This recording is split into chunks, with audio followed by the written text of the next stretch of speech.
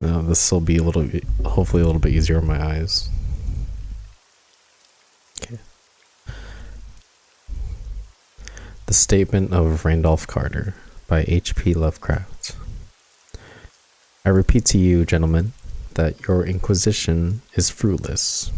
Detain me here forever, if you will. Confine or execute me if you must have a victim to propitiate the illusion you call justice, but I can say no more than I have said already. Everything that I can remember, I have told with perfect candor. Nothing has been distorted or concealed, and if anything remains vague, it is only because of the dark cloud which has come over my mind. That cloud, and the nebulous nature of the horrors which brought it upon me. Oops. Again I say, I do not know what has become of Harley Warren, though I think, almost hope, that he is in peaceful oblivion, if there be anywhere so blessed a thing. It is true that I have for 5 years been his closest friend, and a partial sharer of his terrible researches into the unknown. I will not deny, though my memory is uncertain and indistinct, that his witness of yours may have seen us together, as he says, on the Gainesville Pike, walking toward Big Cypress Swamp at 11:30 on that awful night. That we bore electric lanterns, spades, and a curious coil of wire that attached instruments, I will even affirm. For these things have all played a part in the single hideous scene which remains burned into my shaken recollection. But of what followed, and of the reason I was found alone and dazed on the edge of the swamp next morning, I must insist I know nothing save what I have told you over and over again. You say to me that there's nothing in the swamp or near it which could form the setting of that frightful episode. I reply that I know nothing beyond what I saw. Vision or nightmare it may have been. Vision or nightmare, I fervently hope it was. Yet it is all that my mind retains of what took place in those shocking hours after we left the sight of men, and why Harley Warren did not return, he or his shade, or some nameless thing I cannot describe, alone can tell. As I have said before, the weird studies of Harley Warren were well known to me and to some extent shared by me. Of his vast collection of strange, rare books on forbidden subjects, I have read all that are written in the languages of which I am master. But these are few as compared with those in languages I cannot understand. Most, I believe, are in Arabic, and the fiend-inspired book which brought on the end, the book which he carried in his pocket out of the world, was written in characters whose like I never saw elsewhere. Warren would never tell me just what was in that book. As to the nature of our studies, must I say again that I no longer retain full comprehension? It seems to me rather merciful that I do not, for they were terrible studies, which I pursued more through reluctant fascination than through actual inclination. Warren always dominated me, and sometimes I feared him. I remember how I shuddered at his facial expression on the night before the awful happening, when he talked so incessantly of his theory, why certain corpses never decay, but rest firm and fat in their tombs for 1,000 years. But I do not fear him now, for I suspect that he has known horrors beyond my ken. Now I fear for him. Once more, I say that I have no clear idea of our object on that night. Certainly, it had much to do with something in the book which Warren carried with him. That ancient book in undecipherable characters, which had come to him from India a month before. But I swear I do not know what it was that we expected to find. Your witness says he saw us 11:30 on the Gainesville Pike, headed for Big Cypress Swamp. This is probably true, but I have no distinct memory of it. The picture seared into my soul is of one scene only, and the hour must have been long after midnight, for a waning crescent moon was high in the vaporous heavens. The place was an ancient cemetery, so ancient that I trembled at the manifold signs of immemorial years. It was in a deep, damp hollow, overgrown with rank grass, moss, and curious creeping weeds, and filled with a vague stench which my idle fancy associated absurdly with rotting stone. On every hand were the signs of neglect and decrepitude, and I seemed haunted by the notion that Warren and I were the first living creatures to invade a lethal silence of centuries. Over the valley's rim, a waning crescent moon peered through the noisome vapors that seemed to emanate from unheard of catacombs. And by its feeble, wavering beams, I could distinguish a repellent array of antique slabs, urns, cenotaphs, and mausolean facades, all crumbling, moss-grown, and moisture-stained, and partly concealed by the gross luxuriance of the unhealthy vegetation.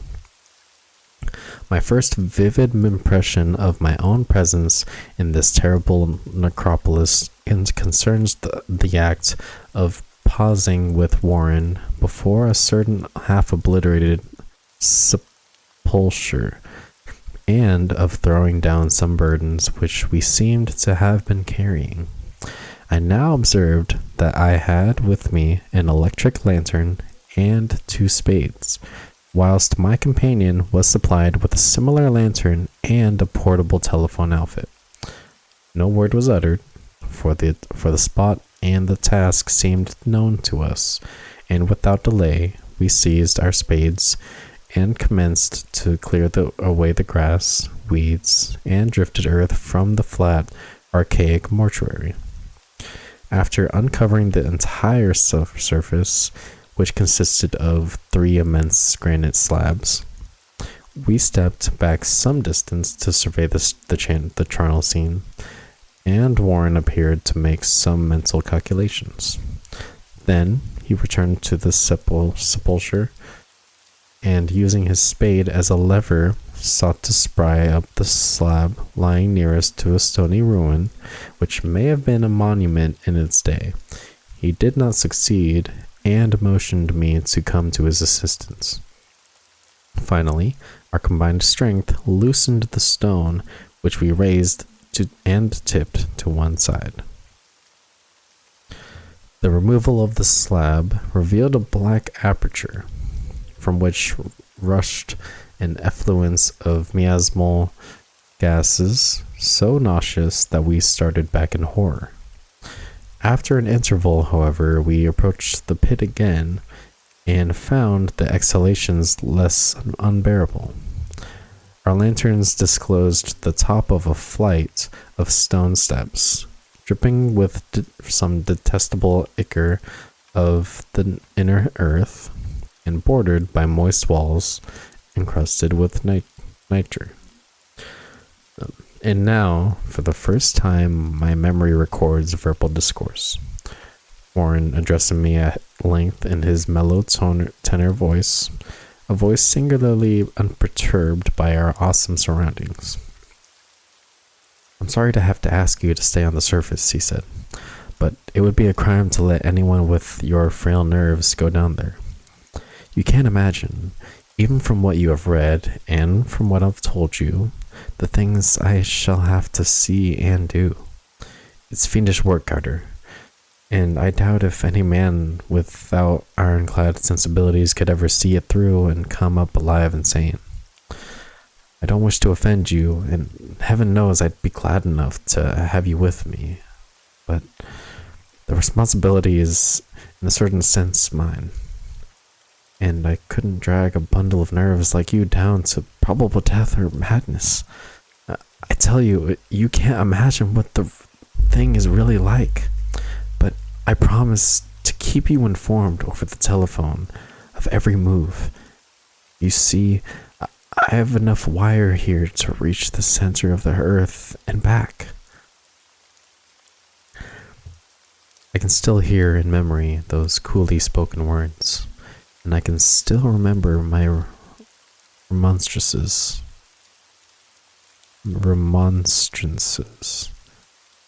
I seemed desperately anxious to accompany my friend into those sepulchral depths, yet he proved inflexibly obdurate. At one time he threatened to abandon the expedition if I remained insistent, a threat which proved effective, since he alone held the key to the thing. All this I can still remember, though I no longer know what manner of thing we sought. After he had secured my reluctant acquiescence in his design, Warren picked up the reel of wire and adjusted the instruments. At his nod, I took one of the latter and seated myself upon an aged, discolored gravestone close by the newly uncovered aperture. Then he shook my hand, shouldered the coil of wire, and disappeared within the indescribable ossuary. For a moment I kept sight of the glow of his lantern, and heard the rustle of the wire as he laid it down after him, but the glow of his lantern and what? Wait. Okay, let me go back. For a moment I kept sight of the glow of his lantern and heard the rustle of the wire as he laid it down after him, but the glow soon disappeared abruptly, as if a turn in the stone staircase had been encountered, and the sound died away almost as quickly. I was alone, yet bound to the unknown depths by those magic strands, whose insulated surface lay green beneath the struggling beams of that waning crescent moon.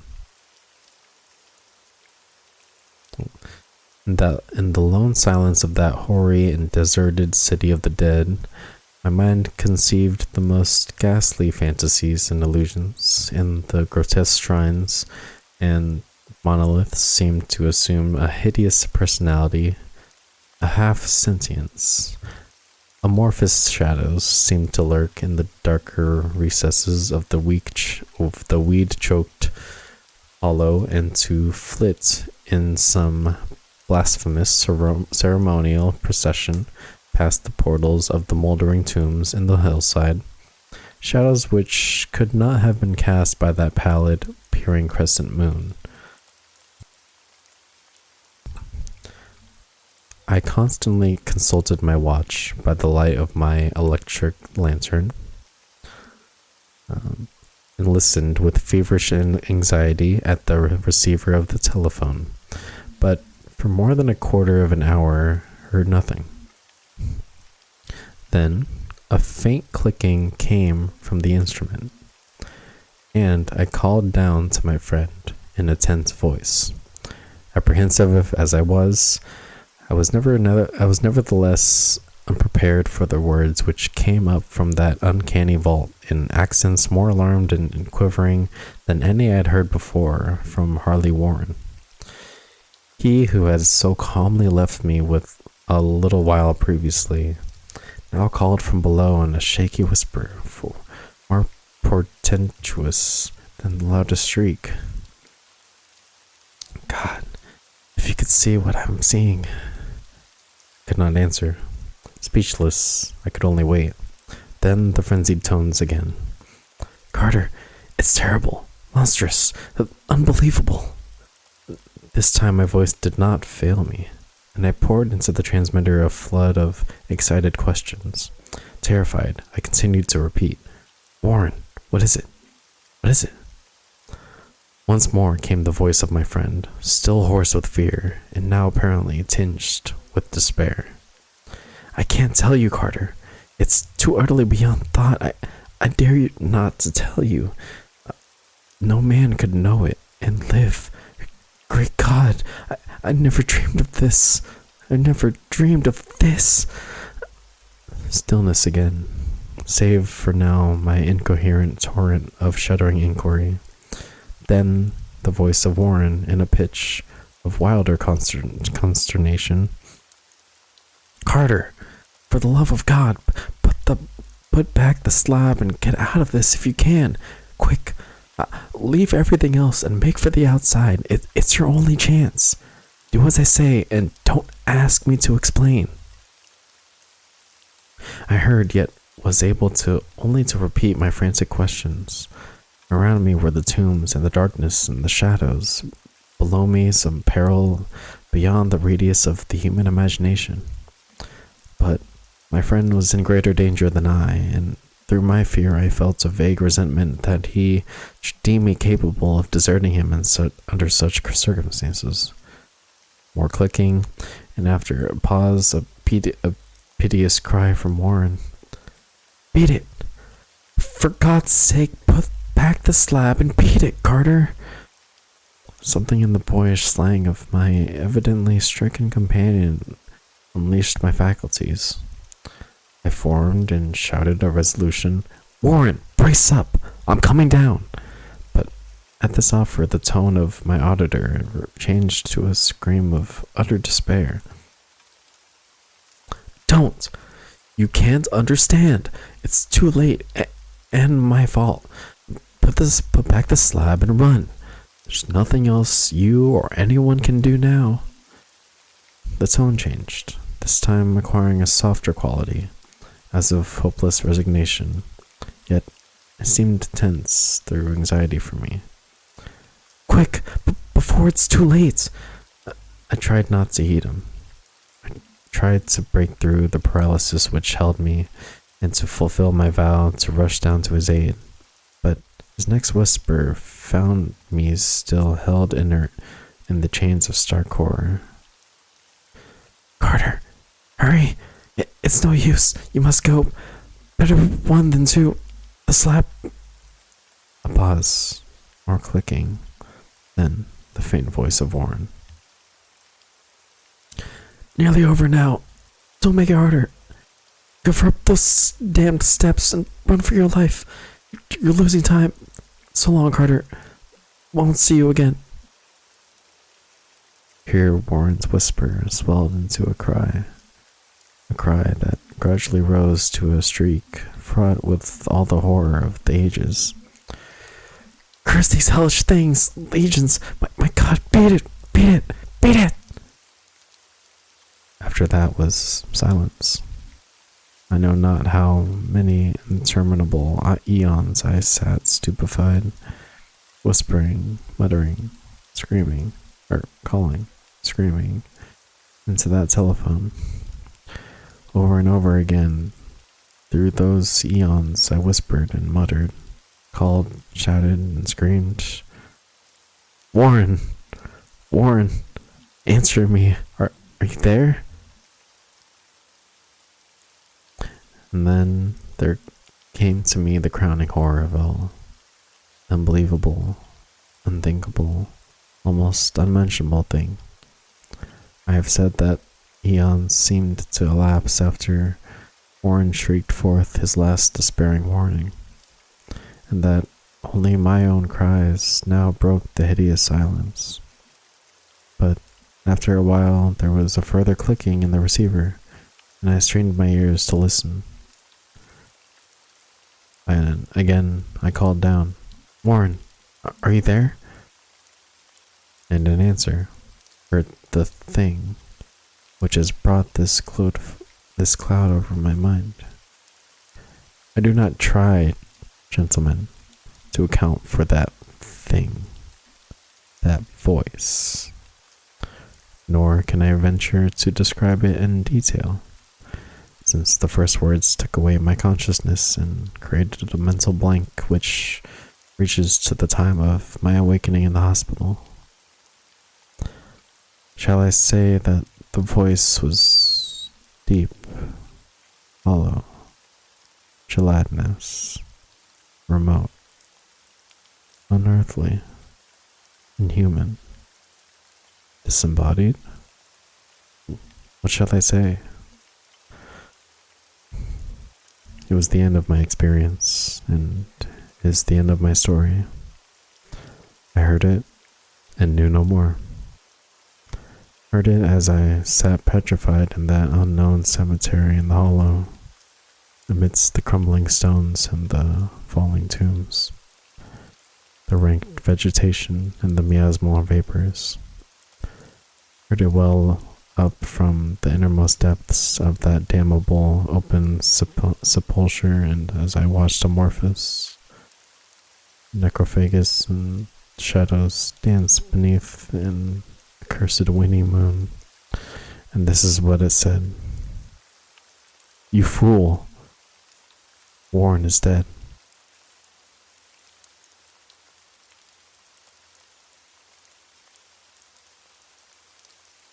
Goddamn.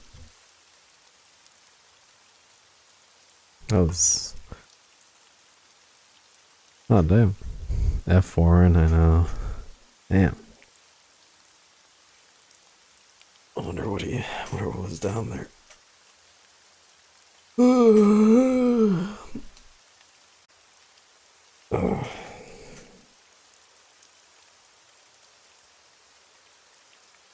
That reminded